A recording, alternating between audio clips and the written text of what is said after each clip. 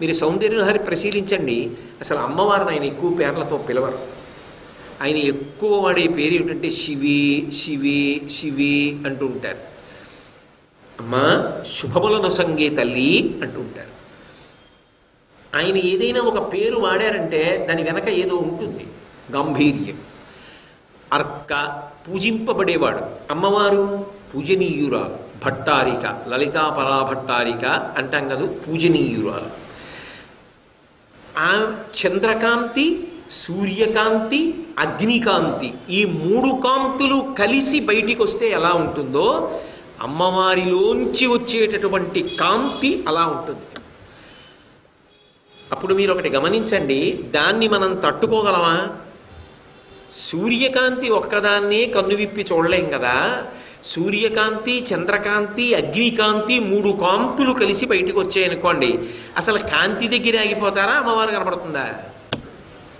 కనపడదుగా. ఆ కాంతి దగ్గర ఆగిపోతారు. అంత కాంతిని తట్టుకోలేక కన్ను యొక్క శక్తి వెలవెలబోతుంది. వెలవెలపోతే ఆగిపోవాలంతే. కళ్ళు మళ్ళీ కిందకి దింపి కొంతసేపు బడలిక తీర్చుకుంటే తప్ప మీరు మళ్ళీ కళ్ళెత్తి చూడలేరు. మరి ఏమిటి ఆ కాంతి అంటే, ఈ కాంతి ఏమిటో శంకర భగవత్పాదులు సౌందర్యలహరిలో చెప్పారు. శ్రీసరణి అని పిలిచారు దాన్ని. శ్రీసరణి సౌందర్యలహరి, చిదానందలహరి. శ్రీ అంటే అన్ని వేళలా మంగళప్రదం, అన్ని వేళలా శుభప్రదం. అటువంటి శుభప్రదమైనటువంటి కాంతి ఏది ఉన్నదో ఆ కాంతికి శ్రీ సరణి. లహరి అంటే ప్రవాహం, సౌందర్య. మీతో చెప్పే కదా అమ్మ ప్రేమ, అమ్మపై ప్రేమ ప్రవాహమునకు సౌందర్య లహరి అని పేరు. ఆలోచించకుండా పేరు పెట్టకుండా జాగ్రత్త పడ్డం శంకరాచార్యుల వారి గొప్పతనం. శంకరాచార్యుల వారు ఏదైనా పేరు పెట్టారంటే దాని వెనకంత మర్యాద ఉంటుంది. ఏది సౌందర్య లహరి అంటే ఏ కారణము చేత దాని అందము చెడదు. అదేది? ప్రేమ, కారుణ్యం. అమ్మ ప్రేమ, అమ్మ కారుణ్యమే సౌందర్య లహరి. ఆ కాంతిగా బయటికి వచ్చిందనుకోండి, అదే చంద్రార్కా నలభాసమాన లహరి. అది ఏం చేస్తుంది? ఆ కాంతి అంటే కడుగుతుంది.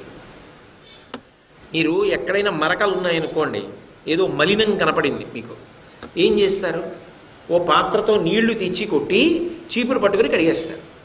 లేదు కడగక్కర్లేదు కూడా, నీళ్లు పట్టుకుని గట్టిగా కొట్టారనుకోండి, నీళ్లతో పాటుగా కల్మషం కూడా కొట్టుకుపోతుంది. నీరు కల్మషాన్ని ఎలా కొట్టేస్తుందో నీటితో కల్మషాన్ని ఒకచోట కడుగుతారు. మనసులలో ఉన్న కల్మషాన్ని ఎలా కడుగుతారు? శరీరం మీద నీళ్లు పోయగలరేమో, లోపల కల్మషం పోతుందా? పై కల్మషం పోతుంది. పుట్ట మీద కొడితే పుట్ట పగులుతుందేమో, పావు దెబ్బతింటుందా? తినదు.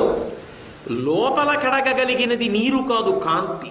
ఏ కాంతి? శ్రీసరణి, అమ్మవారి నుంచి వచ్చేటటువంటి కాంతి.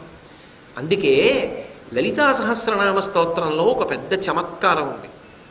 మీరు జాగ్రత్తగా పరిశీలించండి. ఆవిడెవరు? అమ్మ అని మొదలెట్టారు. ఆవిడ బయటకు వస్తోంది. ఎందుకు వస్తోంది? ఎక్కడి నుంచి వస్తోంది? చిదగ్నికుండంలోంచి వస్తోంది. ఎందుకు వస్తోంది? దేవకార్యం కోసం వస్తోంది. మంచిది.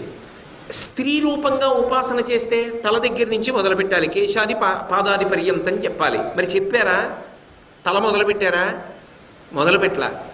ముందు ఎర్రటి కాంతి చెప్పారు. శ్రీమాత శ్రీ మహారాజ్ఞి శ్రీమత్సింహాసనేశ్వరి చిదగ్నికుండ సంభూత దేవకార్య సముద్యత.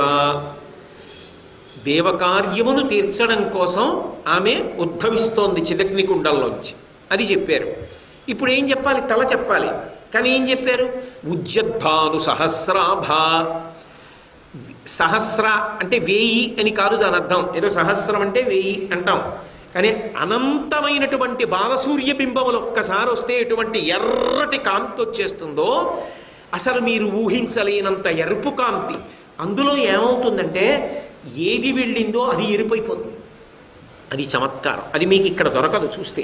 సర్వం శ్రీ ఉమామహేశ్వర పరబ్రహ్మార్పణమస్తు. స్వస్తి.